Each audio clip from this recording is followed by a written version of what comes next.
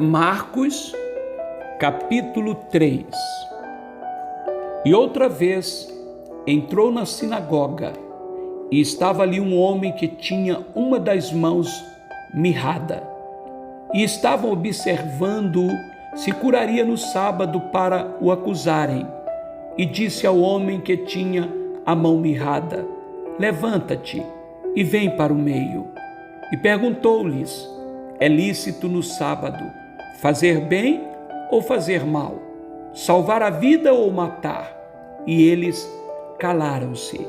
E olhando para eles em redor com indignação, condoendo-se da dureza do seu coração, disse ao homem: estende a tua mão. E ele a estendeu, e foi-lhe restituída sua mão, sã como a outra.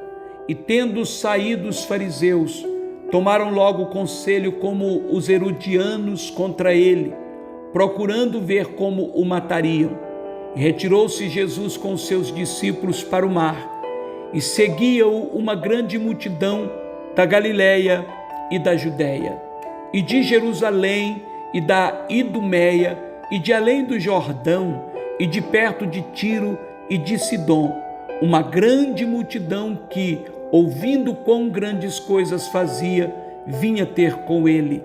E ele disse aos seus discípulos que lhe tivessem sempre pronto um barquinho junto dele, por causa da multidão, para que o não oprimisse.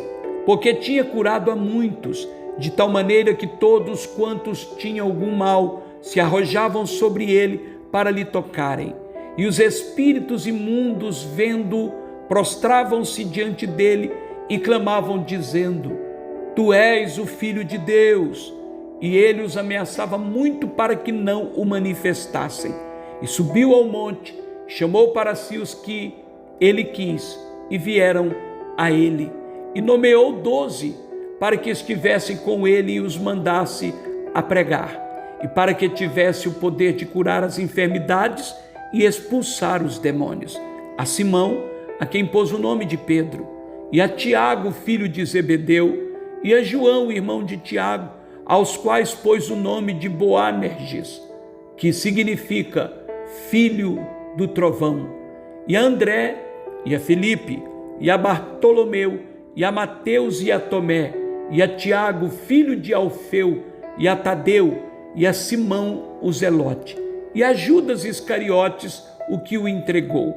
E foram para uma casa, e afluiu outra vez a multidão de tal maneira que nem sequer podiam comer pão.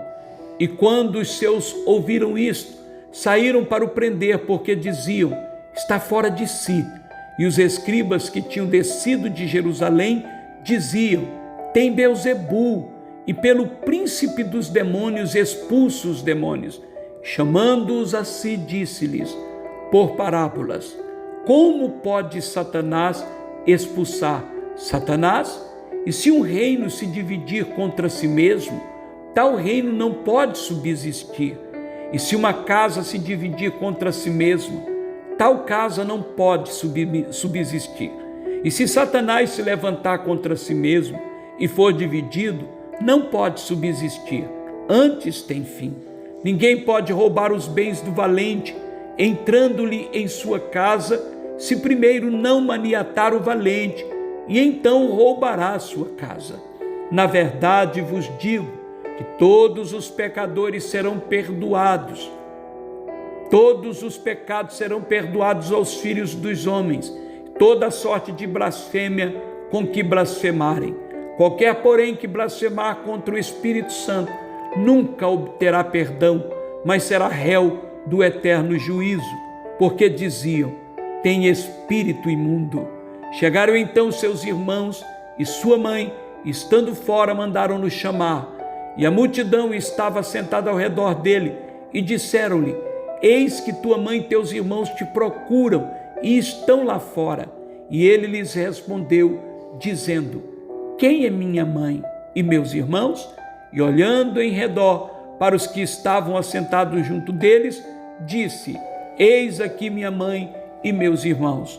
Porquanto qualquer que fizer a vontade de Deus, esse é meu irmão e minha irmã e minha mãe.